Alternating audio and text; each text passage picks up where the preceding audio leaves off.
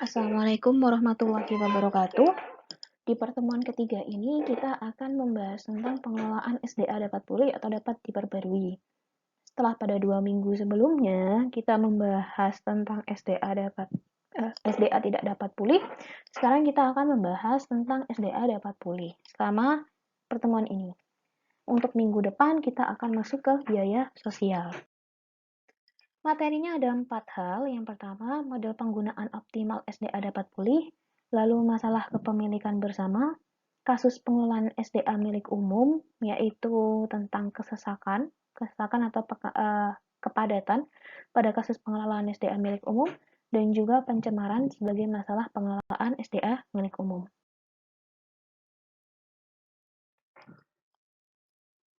Batas antara sumber daya alam yang tidak dapat diperbarui atau yang tak pulih dengan sumber daya alam yang dapat diperbarui atau pulih tidak selalu jelas diketahui. Kenapa?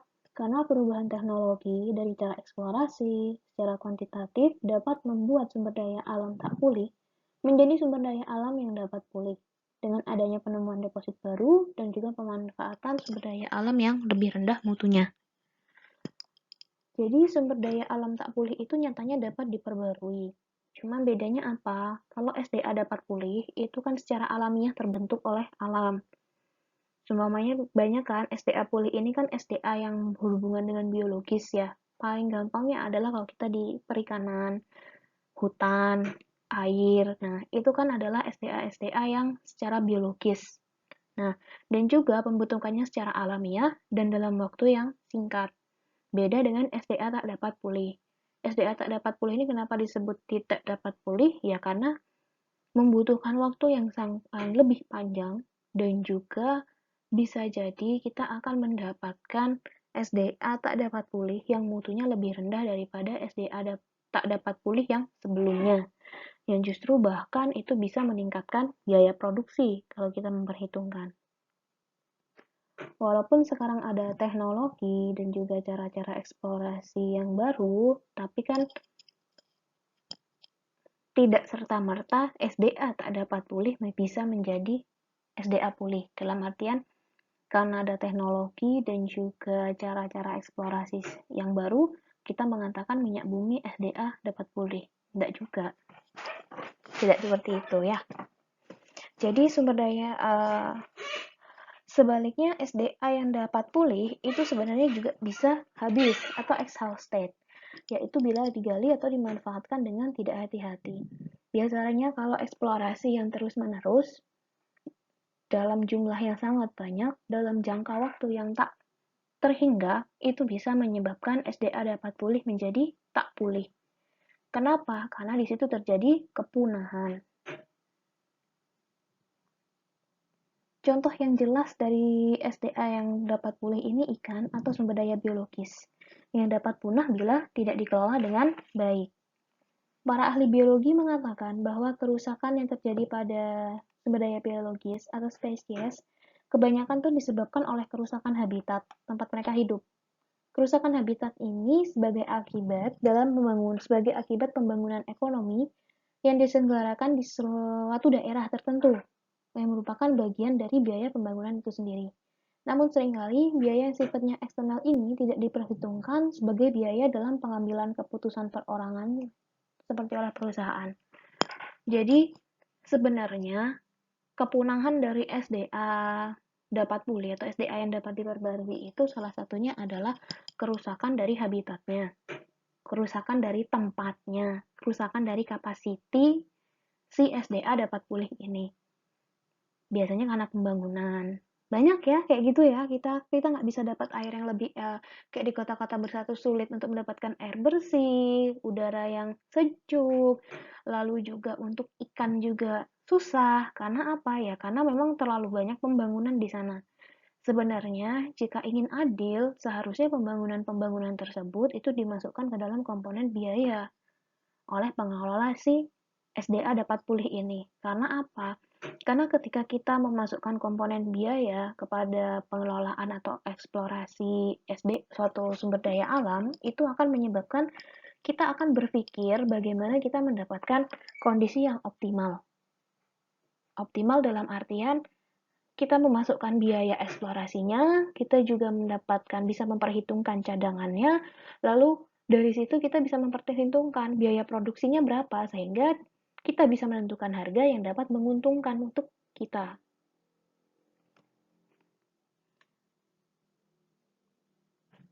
Nah, di bagian ini nih, kita akan membahas tentang bagaimana sih SDA yang dapat diperbaharui atau dapat pulih, dimanfaatkan seoptimal mungkin, dan tidak mengurangi populasi dalam jangka panjang.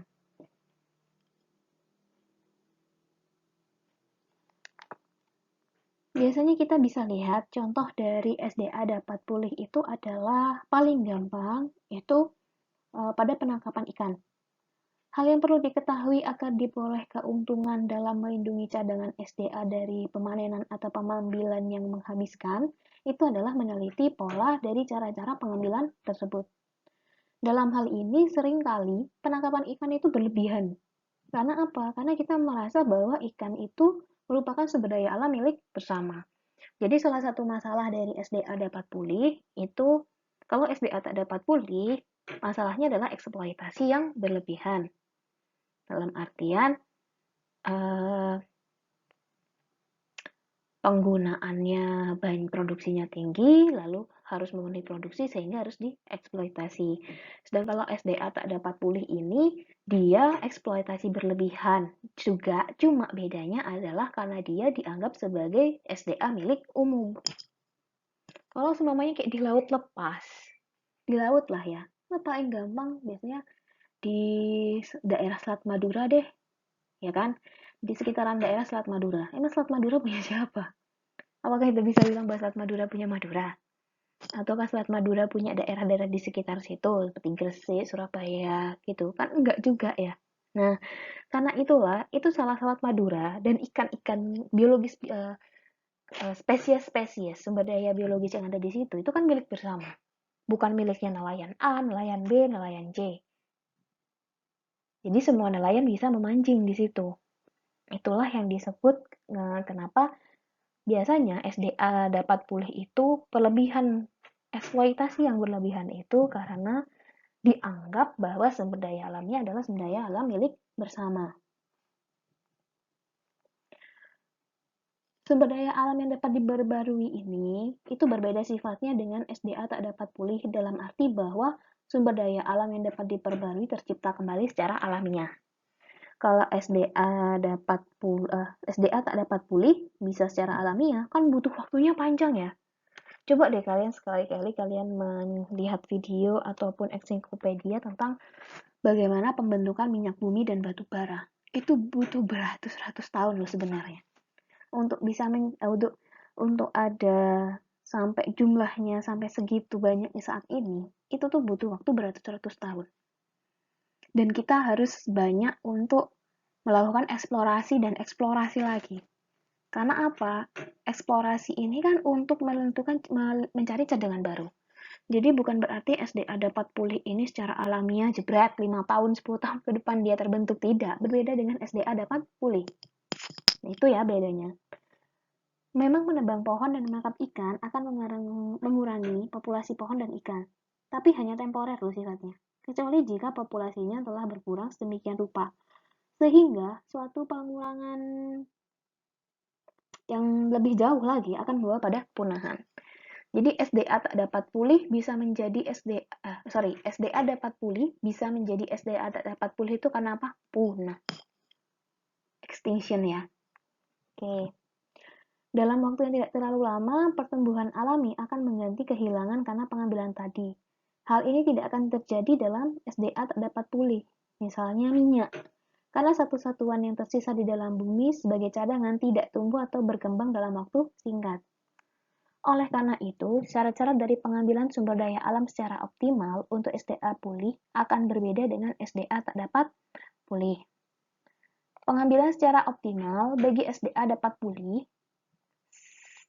didasarkan pada konsep steady state. Didasarkan pada konsep steady state. Apakah steady state itu? Steady state itu adalah pengambilan SDA yang optimal dengan mengindahkan pemeliharaan cadangan. Jadi kita mengambil SDA secara optimal, cuman kita juga berpikir bahwa bagaimana ya kita menciptakan cadangannya. Contohnya mungkin kayak ikan di laut, kita mengambil ikan di laut, tapi juga kita juga melakukan pembibitan di laut lepas. Iya, kan bisa.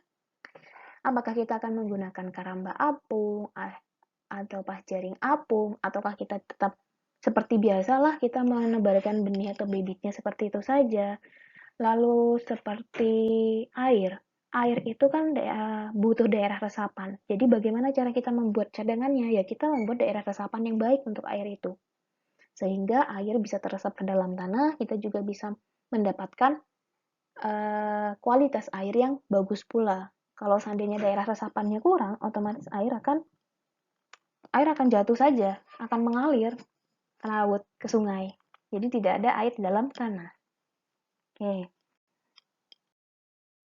Nah, bahasan yang pertama ini adalah model penggunaan optimal SDA dapat pulih.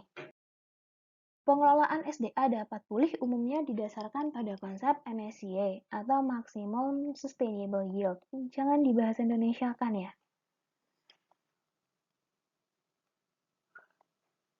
Ini konsep MSY, tolong jangan dibahas Indonesia kan. Kalau dibahas Indonesia kan agak panjang, artinya hasil berkelanjutan yang maksimum. Ribet ya, udah kita ngomongin tentang konsep MSY atau Maximum Sustainable Yield. Ini barangkali merupakan tujuan pengelolaan sumber daya alam yang paling sederhana, yang memperhitungkan fakta bahwa cadangan sumber daya biologis jangan dimanfaatkan atau diambil terlalu banyak. Karena apa? Karena akan menyebabkan hilangnya produktivitas sumber daya alam tersebut. Konsep MSY ini didasarkan pada model pertumbuhan biologis yang menganggap bahwa pada setiap jumlah populasi tertentu yang lebih rendah dari titik C, kita lihat gambar 1.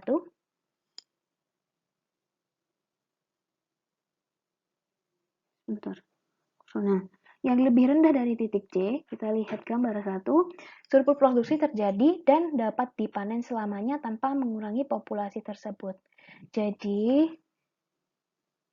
selama surplus produksi itu belum mencapai titik C ini, nah berarti sebelum titik C ya, nah ke sana, itu berarti dapat dipanen tanpa mengurangi populasi. Surplus produksi terjadi dan dapat dipanen selamanya. Jika surplus produksi itu tidak dipanen, maka hal ini akan menyebabkan peningkatan dalam jumlah anggota populasi dan semakin mendekati daya dukung lingkungan atau carrying capacity, di mana surplus produksi menurun menjadi 0. Jadi kalau kita amati, sebenarnya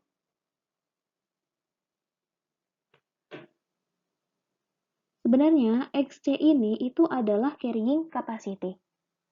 Jadi, selama surplus produksi itu tidak mencapai titik XC ini, maka kita tetap akan bisa memanfaatkan hal tersebut.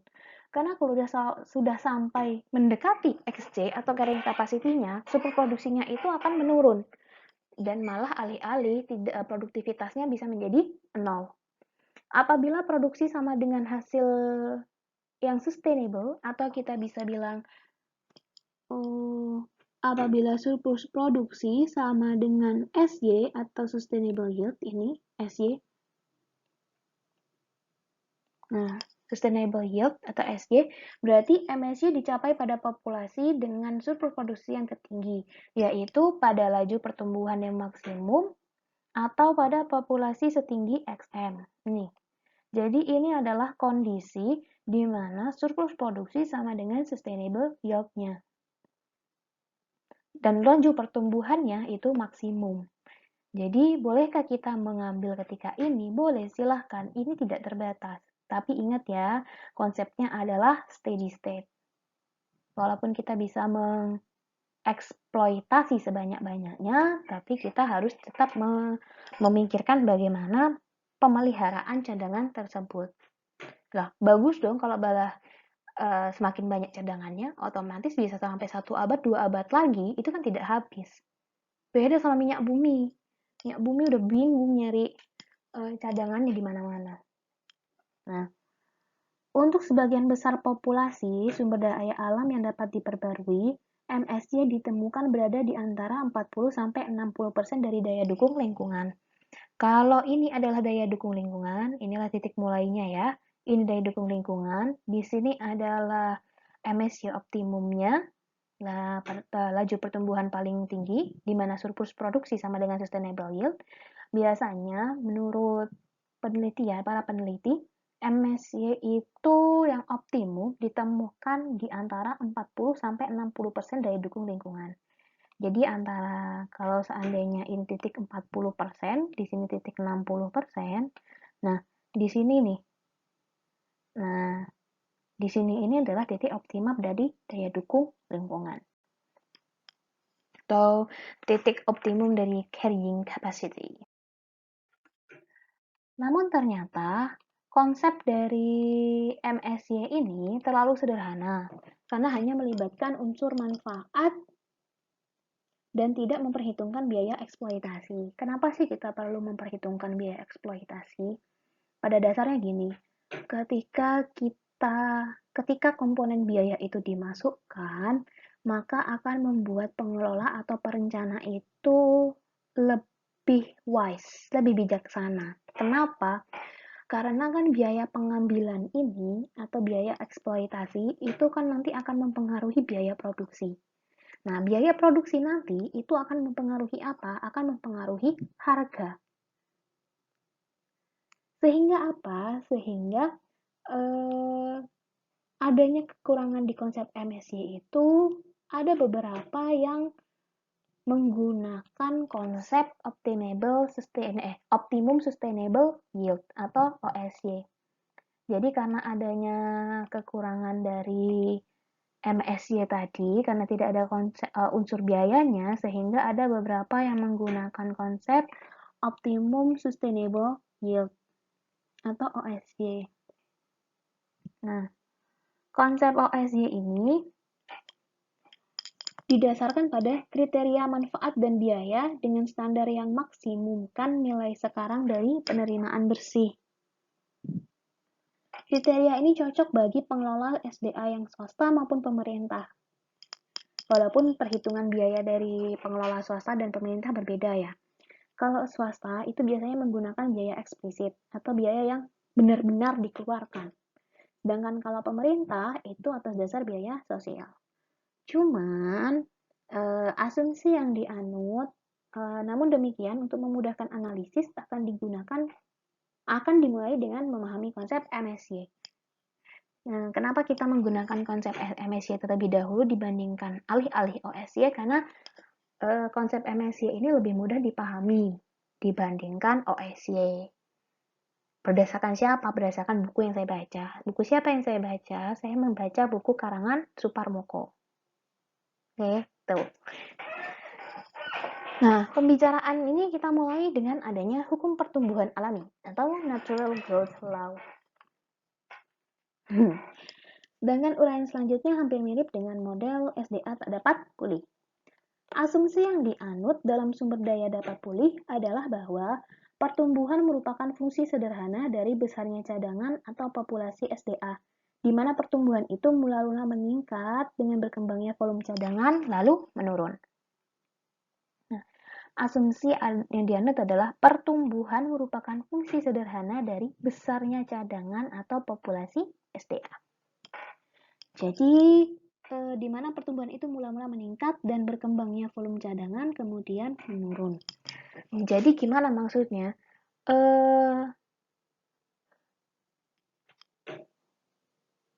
Pertumbuhan itu berhubungan lurus dengan volume cadangan.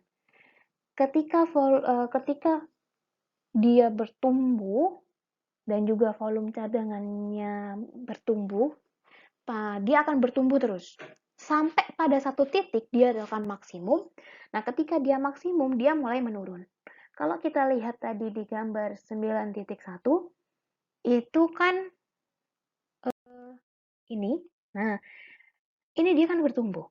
Dia bertumbuh terus sampai pada satu titik dia maksimum. Nah, di sini kan dia bertumbuh dan juga volume cadangannya juga berkembang ya. Karena apa? Konsep steady state. Ingat. dia bertumbuh, cadangannya juga berkembang, sampai pada satu titik dia maksimum. Ketika dia sudah maksimum, lalu dia akan turun. Terus turun sampai pada titik 0. Nah, apa maksudnya itu? Alasan adanya titik balik itu, jadi ketika dia bertumbuh sampai pada satu titik dia maksimum lalu turun, itu adalah lingkungan alami memiliki apa yang disebut dengan daya dukung tertentu atau carrying capacity. Apa sih carrying capacity? Jadi carrying capacity ini adalah jumlah populasi maksimum yang dapat didukung oleh lingkungan alam. Semakin dekat populasi itu dengan titik carrying capacity-nya, maka semakin lamban laju pertumbuhan populasi dan akhirnya sama dengan 0 atau tanpa pertumbuhan sama sekali. Jadi bisa dilihat ya di sini. Dia akan terus berkembang dari sini, dia akan berkembang terus sampai pada titik dia maksimum. Nah, ini kan dia mulai turun. Ini apa? Pertumbuhannya melambat. Kenapa? Dia sudah mendekati titik carrying capacity-nya. Sampai terus dia tetap tumbuh, tapi dengan pelan-pelan sampai pada titik dia udah selesai. Dia pertumbuhannya 0. Karena apa? Karena kapasitasnya sudah full. Carrying capacity-nya sudah tidak bisa menahan laju pertumbuhan. Nah, kurva SDA dapat pulih itu digambarkan ini ya. Tadi kita lihat bahwa dalam gambar sumbu horizontal menunjukkan populasi sumber dayanya, sedangkan sumbu vertikal adalah laju pertumbuhannya. Oke. Laju pertumbuhan populasi SDA itu merupakan fungsi besarnya populasi atau ini. Nah, ini adalah fungsinya. Di sini ada fungsinya. Dan dalam hal ini X merupakan jumlah populasi. Lah, ini X jumlah populasi ya. Ini fungsinya adalah GX. Nah, ujung-ujung kurva di sini X sama dengan 0 dan di sini adalah X sama dengan XY. Keduanya itu menunjukkan tidak ada pertumbuhan sumber daya alam yang dapat diperbarui atau pertumbuhannya sama dengan 0. Lalu ini titik XM merupakan jumlah populasi yang mampu menghasilkan laju pertumbuhan sumber daya alam yang tertinggi dan sekaligus menunjukkan tingkat pengambilan yang maksimum yang dapat dipertahankan secara berkelanjutan.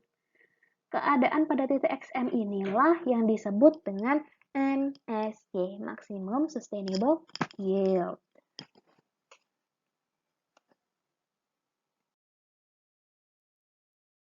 Nah, besarnya populasi dapat digambarkan sebagai fungsi dari waktu.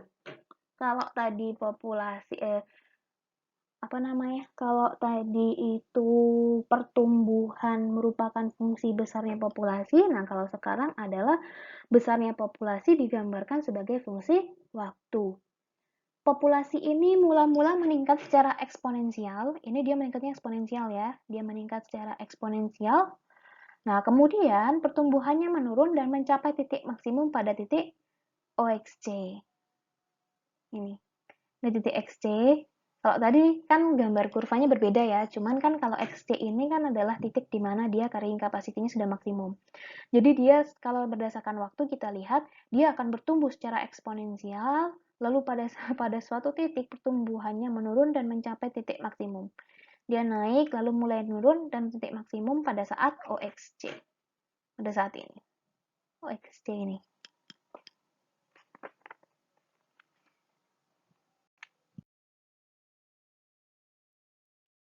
Oke. Seorang pemilik SDA dapat pulih, itu akan berusaha mendapatkan keuntungan yang maksimal dengan menyamakan harga barang SDA itu dengan biaya pengambilan ditambah opportunity cost atau biaya alternatif.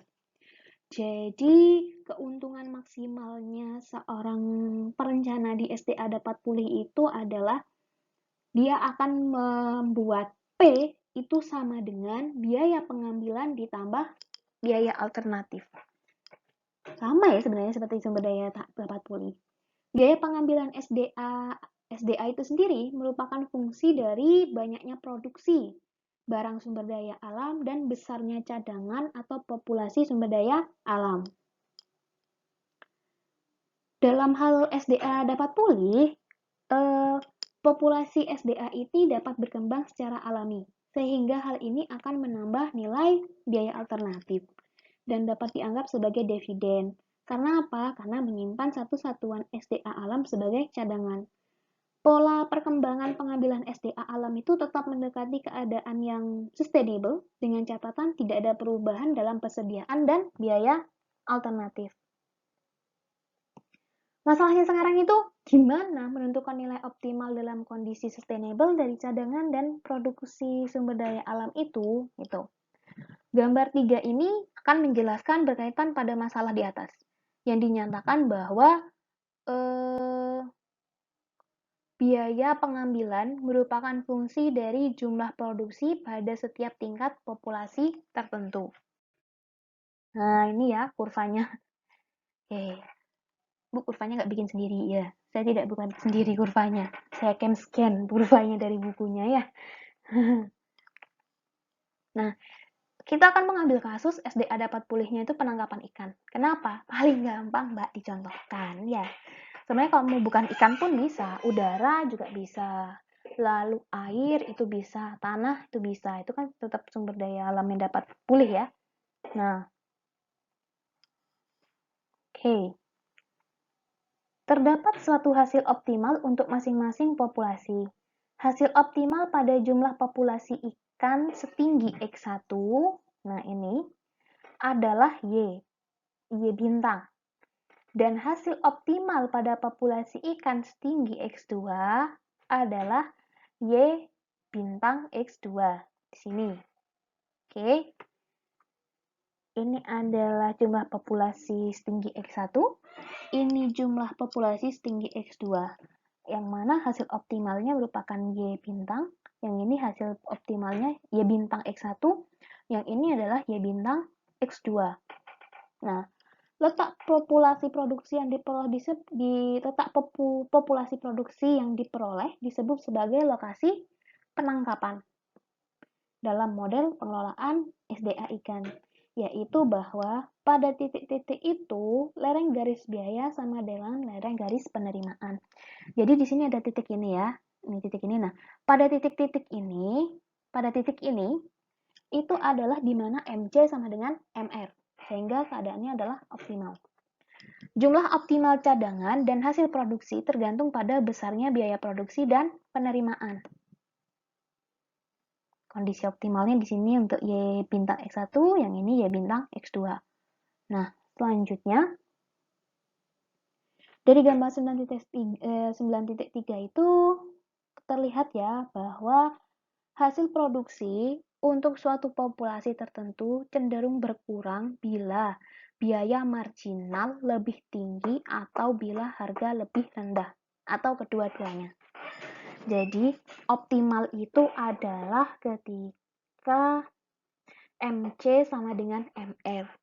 Namun, hasil produksi untuk suatu populasi tertentu cenderung berkurang bila biaya marginal lebih tinggi atau harga lebih rendah, atau kedua-duanya terjadi. Nah, ini hasil produksi untuk suatu populasi cenderung berkurang bila biaya marginal lebih tinggi atau harga lebih rendah ataupun keduanya terjadi. Kalau kita kembali ke kurva yang pertama tadi, ada XC ya, carrying capacity ketika maksimum carrying capacity. Jadi, dalam hal jumlah populasi ikan pada kondisi XC, itu adalah jumlah populasi tanpa adanya eksploitasi.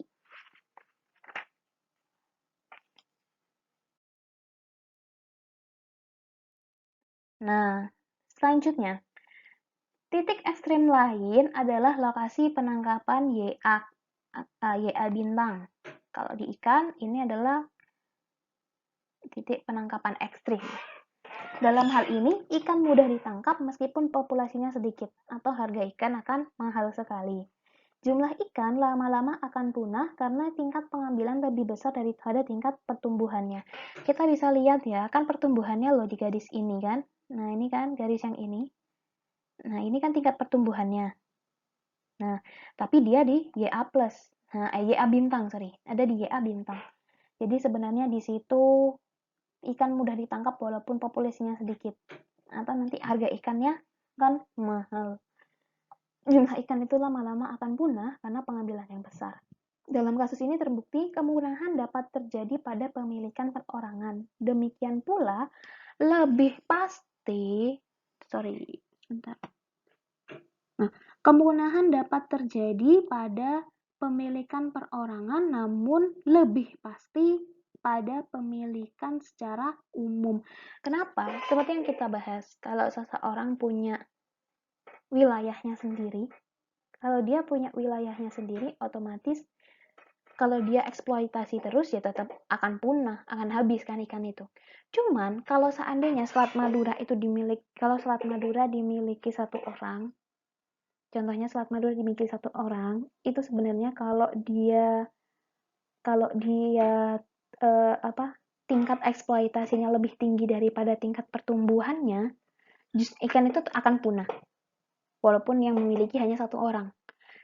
Tapi akan lebih pasti kalau Selat Madura itu, ikan-ikan yang di Selat Madura itu pemilikannya secara umum. Kenapa? Ya yang mengeksploitasi kan lebih banyak. Tidak semua orang care dengan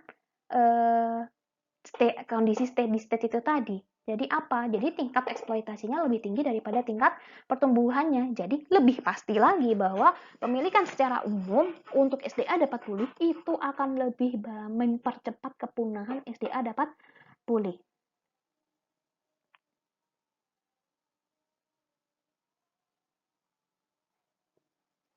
Nah, di sini kita tahu tadi GX itu adalah fungsi dari GX itu adalah fungsi apa tadi? GX itu adalah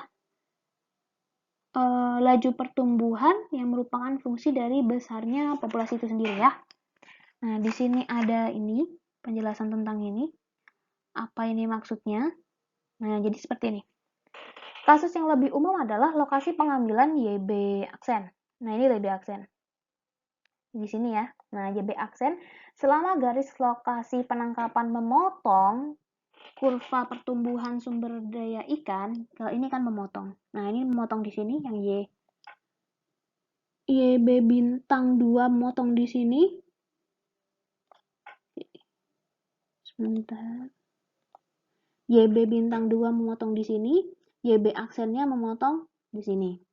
Nah, kita akan melihat yang YB aksen. Kenapa kok yang YB aksen? YB aksen itu yang lebih dekat dengan kurva ini ya, kurva laju pertumbuhan dan populasi.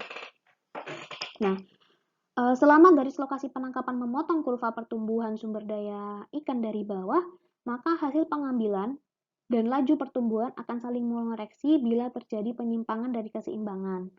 Artinya, produksi akan lebih besar dari pertumbuhan populasi ikan jika ikan sama dengan XB bintang. Jika sama dengan ini. Nah, jika sama dengan ini. Nah, jadi produksi Y akan lebih besar dari Y akan lebih besar dari GX apabila jika X sama dengan XB bintang. Produksi sama dengan pertumbuhan jika populasi ikan sebesar XB bintang dan produksi ikan akan lebih kecil daripada laju pertumbuhannya jika populasinya lebih rendah dari XB bintang. Jadi ini patokannya di sini. Jadi hubungan dari produksi, laju pertumbuhan dan juga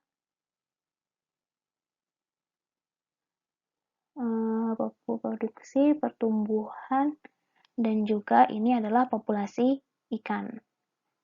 Nah, oke. Jadi Y lebih besar daripada GX, maka jika X sama dengan XB bintang, produksi akan lebih besar daripada pertumbuhan populasi jika populasi ikan sama dengan XB bintang. produksi sama dengan pertumbuhan jika populasi ikan sebesar XB bintang. Dan produksi ikan lebih kecil dari laju pertumbuhan jika populasi lebih rendah dari XB bintang. Jadi sesungguhnya pada dasarnya tidak ada kasus-kasus itu yang merupakan MSC yang optimal. Jadi MSC itu adalah kurva yang ideal, keadaan ideal, tapi sebenarnya di kehidupan nyata tidak ada yang seperti itu. MSC hanya merupakan rekomendasi dari para ahli biologi dan para ahli lainnya yang berhubungan dengan pengelolaan SDA yang dapat pulih. Nah, selanjutnya kita akan ke masalah pemilikan bersama. Kan kita tahu ya, bahwa kepunahan SDA alam tak dapat pulih dapat terjadi sebagai akibat eksploitasi oleh seorang pemilik tunggal. Nah, kepunahan akan dapat terjadi dengan adanya pemilikan sumber daya alam itu oleh umum. Jadi, kalau di SDA tak dapat pulih biasanya karena eksploitasi oleh pemilik tunggal. Tapi justru kepastian kepunahan itu akan terjadi apabila SDA itu dimiliki secara umum. Dasar pemikirannya adalah bila perusahaan memasuki suatu industri secara bebas dan tak ada perjanjian kerjasama, maka masing-masing perusahaan akan mengabaikan biaya alternatif atau opportunity cost dalam mengambil sumber daya alam saat ini. Kalau kita mengabaikan opportunity cost, itu kan berarti kan biaya produksinya akan lebih kecil ya, karena tidak ada biaya tambahan atau tidak ada opportunity cost. Jadi mereka akan melakukan eksploitasi besar-besaran. Oleh karena itu, keuntungan dari menyimpan SDA alam itu, keuntungan dari menyimpan sumber daya alam itu akan hilang, dan keadaan di mana keuntungan sama dengan 0 dilukiskan dengan garis linier TR.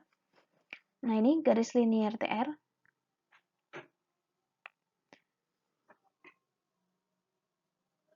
Digambarkan dengan garis linier TR yang dipotong oleh garis TC.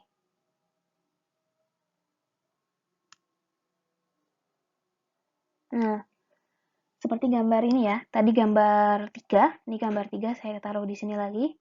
Nah, titik penangkapan itu ditemukan pada saat terjadi perpotongan antara garis penerimaan total dan biaya total untuk masing-masing jumlah produksi.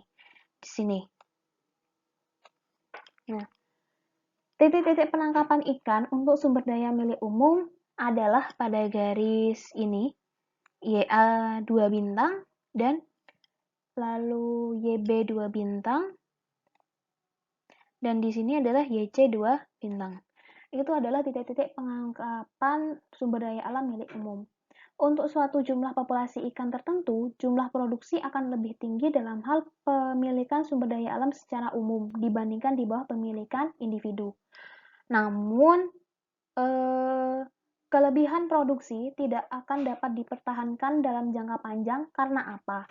Karena cadangan SDA milik umum biasanya lebih rendah daripada cadangan di bawah milik pribadi. Dan ini cenderung menghasilkan produk barang sumber daya yang lebih rendah pula jumlahnya. Eksploitasi yang berlebihan terhadap SDA milik umum dapat diatasi dengan beberapa alternatif.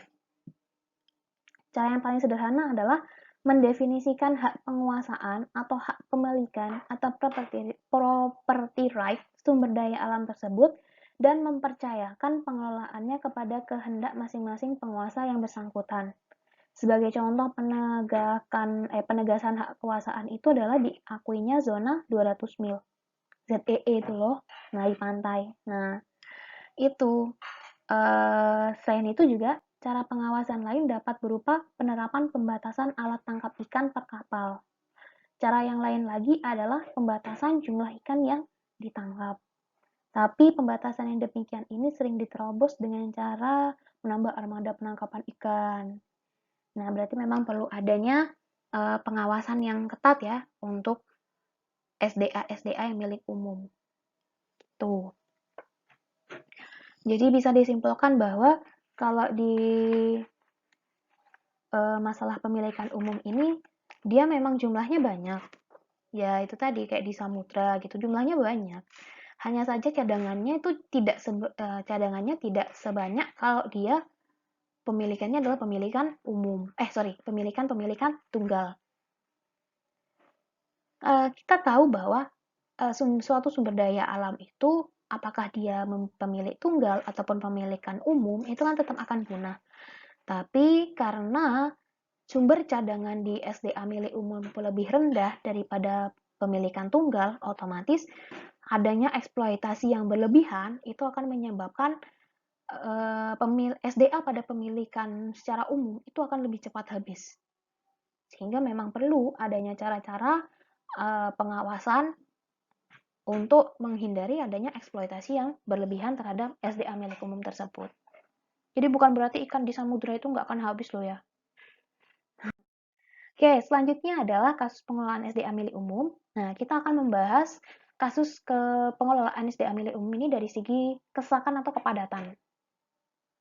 Biasanya kalau kita ngomong kesesakan atau kepadatan ini kan lebih kepada jalanan yang macet gitu ya, dalam bentuk kemacetan lalu lintas yang berjam-jam.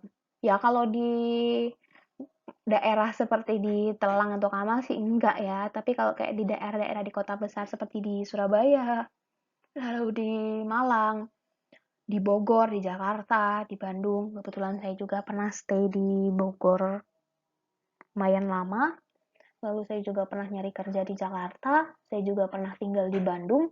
Itu yang namanya jam-jam berangkat kerja ataupun pulang kerja, lillahi ta'ala deh, ya kan? Atau juga bisa jadi kalau lagi liburan panjang, apa ya istilahnya, long weekend gitu. Nah, tempat-tempat wisata itu kan penuh ya. Coba kalau nggak ada wabah corona ini, nanti liburan panjang pas liburan lebaran itu pasti kan tempat-tempat wisata itu kan ramai. Nah, dalam bidang sumber daya alam, kesesakan merupakan hal yang sangat penting untuk diperhatikan. Kesesakan atau congestion dapat dipandang sebagai saling terganggunya setiap individu yang sama-sama menggunakan fasilitas publik. Fasilitas publik yang digunakan biasanya disediakan oleh pemerintah, baik pusat maupun daerah. Contohnya jalan raya, pelabuhan, lapangan udara, pantai, taman, hutan wisata. Hal yang perlu diperhatikan adalah bahwa kapasitas dari fasilitas publik itu nggak dapat ditambah begitu saja dalam jangka pendek sebagai respon terhadap perubahan permintaan. Jadi sebenarnya bisa nggak sih itu bisa nggak sih itu ditambah? Bisa, cuman masalahnya bukan dalam jangka pendek. Jadi bukan dalam artian ketika permintaannya membludak, lalu langsung simsalabim hutan wisatanya akan menjadi lebih luas dalam jangka waktu sekian hari. Kan enggak ya? Bukan Bandung Bondowoso Marulu Jonggrang itu. Nah, jadi memang responnya nggak secepat itu. Gitu.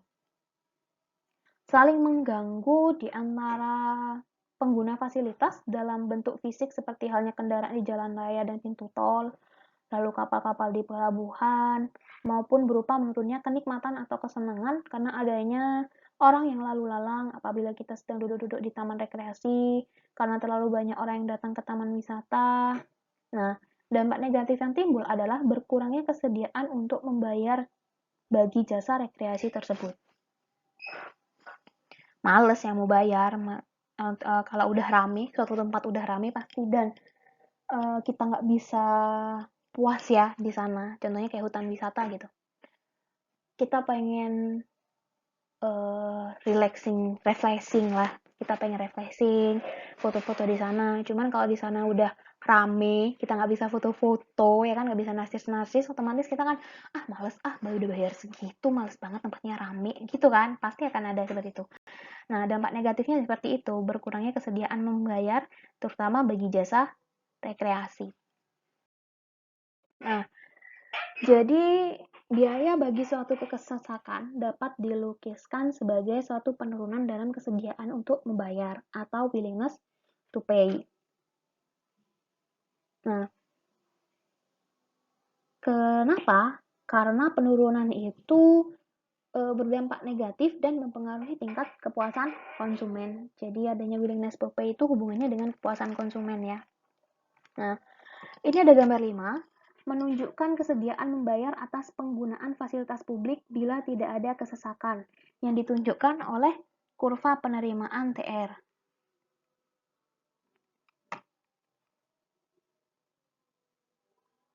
Nah ini, kurva penerimaan TR.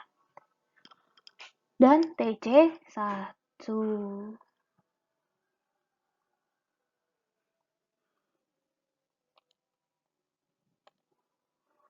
Dan TC1.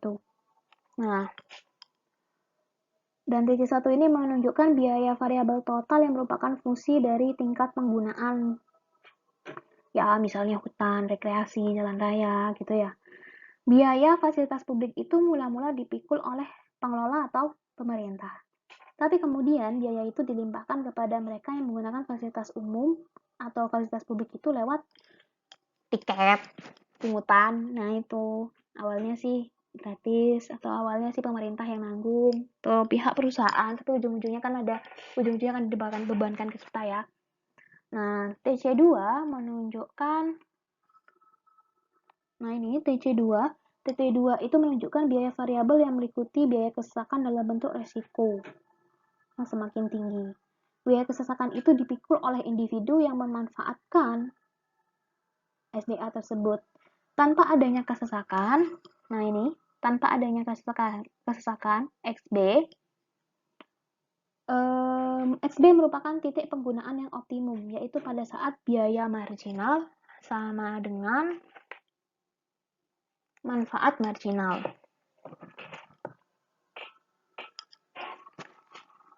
Ini biaya optimumnya.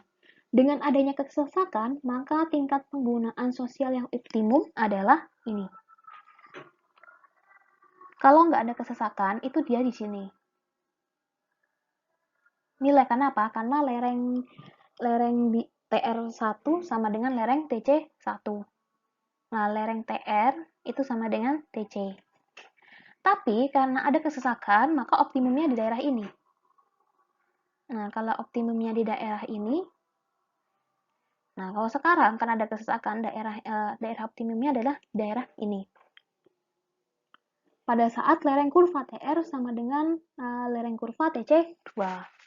Jadi lerengnya TR sama dengan TC2. Kalau yang XB ini lerengnya TR sama dengan TC1. Kalau yang ini lerengnya TR sama dengan TC2. Nah, jadi sebenarnya keunikan dalam penggunaan sumber daya milik umum itu bukanlah pada penggunaan yang berlebihan. Jadi keunikan dalam penggunaan SDA itu bukanlah pada penggunaan yang berlebihan. Justru apa? Tapi disebabkan oleh kegagalan untuk memperhitungkan seluruh biaya marginal yang dikenakan dalam suatu sistem, yaitu kelebihan manfaat penggunaan pendekatan dengan biaya marginal di atas biaya rata-rata. Jadi hubungannya dengan biaya, kegagalan dalam menentukan biaya. Sehingga hal tersebut menurunkan willingness to pay dari konsumen. Nah, untuk yang terakhir adalah pencemaran sebagai masalah pengelolaan SDA milik umum. Lingkungan, udara, dan air yang luas, baik itu lautan atau danau, serta pemandangan merupakan sumber daya alam milik umum yang sering dipakai sebagai tempat membuang limbah. Biasanya semua pihak boleh membuang asap pabrik atau bau-bau yang nggak enak ke udara. Air dibuang ke sungai atau danau atau ke lautan. Lalu rusaknya pemandangan karena banyak bangunan-bangunan yang tinggi, ya kan? Namun, penggunaan lingkungan ini telah dibatasi dengan aturan yang resmi dari pemerintah. Tapi kadang aturan-aturan perundang-undangan itu masih sempit ya. Nah, dalam hal kesesakan, konflik terjadi antar pemakai fasilitas publik. Informasi mengenai dampak keputusan mereka merupakan umpan balik bagi para pemakai fasilitas itu melalui pasar. Jadi umpan balik ini cenderung membatasi penggunaan yang berlebihan sampai pada satu titik di mana tidak ada manfaat lagi bagi masyarakat. Dalam hal pencemaran, akan timbul suatu kerugian sosial neto dari penggunaan sumber daya alam tersebut. Nah, kalau dalam hal kesesakan, konflik terjadi antar pemakai fasilitas publik. Tapi kalau dalam hal pencemaran, akan timbul suatu kerugian sosial neto dari penggunaan SDA tersebut. Ada dua cara di mana jasa lingkungan dapat masuk ke sistem pasar yang lebih efektif, yaitu dengan membatasi kebebasan mendapatkan jasa lingkungan melalui pungutan atau bayaran, dan dengan memberikan nilai pada lingkungan, kemudian memasukkan nilai tersebut dalam harga barang dan jasa akhir. Nah, pendekatan itu disebut apa? Mekanisme pasar yang dilawankan dengan pendekatan berdasarkan aturan. Nah, jadi ada dua mekanisme ya, mekanisme pasar atau market based incentive dan dasar peraturan atau regulatory, command and control. Pendekatan atas dasar peraturan ini biasanya menggunakan baku mutu lingkungan atau baku mutu kualitas udara atau baku mutu kualitas air, SOP itulah. Peraturan perundang-undangan tanpa mekanisme pasar. Nah, para ekonom sudah lama menyatakan bahwa pendekatan mekanisme pasar jauh lebih efisien dari sistem pengawasan dan komando. Namun kenyataannya banyak negara yang masih menganut sistem pengawasan dan komando. Sistem pengawasan dan komando memiliki kelemahan, diantaranya akan memerlukan biaya yang mahal untuk mengumpulkan informasi dari produsen. Nah, sebagai kesimpulan, pengelolaan SDA dapat pulih dinyatakan bahwa produsen selalu berusaha mengambil barang SDA untuk memaksimumkan keuntungan atau manfaat, yaitu menyamakan harga dengan biaya pengambilan ditambah opportunity cost. Biaya pengambilan barang SDA juga dipengaruhi oleh banyaknya produksi barang tersebut dan besarnya cadangan atau populasi. Besarnya cadangan atau populasi berkembang secara alami, sehingga untuk sumber daya alam jenis ini akan tercipta baik keuntungan kapital atau capital gain maupun dividen karena menunda pengambilan barang sumber daya tersebut. Di bawah pemilikan pribadi, sumber daya alam akan optimum bila biaya marginal sama dengan penerimaan marginal. Di bawah pemilikan umum, sumber daya alam pulih ini akan cenderung diambil secara berlebihan. Hal ini benar karena orang atau perusahaan tidak memperhatikan biaya alternatif dalam menunda pengambilan sumber daya alam milik umum. Jadi pada intinya memang SDA itu suatu sumber daya alam bisa punah. Apakah itu SDA dapat pulih maupun SDA tak dapat pulih.